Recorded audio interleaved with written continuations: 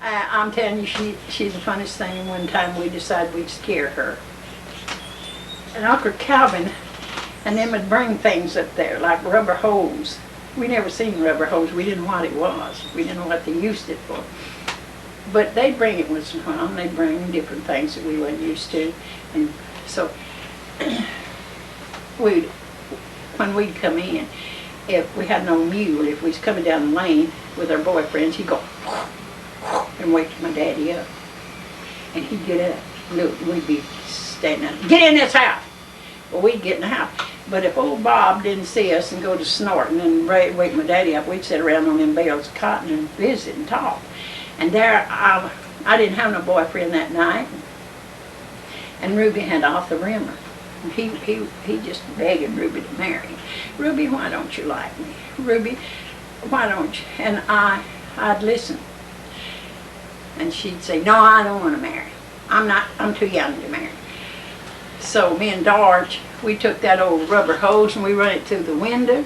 Me and Ruby slept together when there wasn't a baby for us to take care of.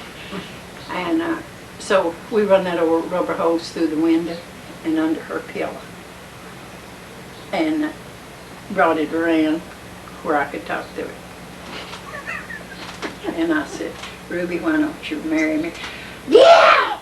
And she jumped out of the bed. She didn't get out on the side. She went over the top, and we had old iron bedsteads with thing, and hung her old gown tail on the iron bed and just sitting there yelling, yeah, yeah.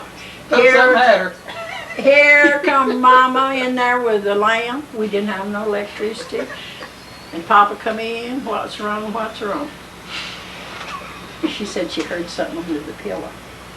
Well, they didn't get clear in there with the lamp. They just turned and went on back after it got off of the iron bed.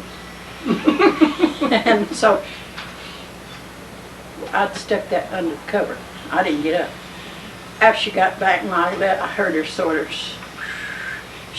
when she'd sleep, she'd go with her lips shut, you know, air coming out through her lip. And I told George, she's asleep.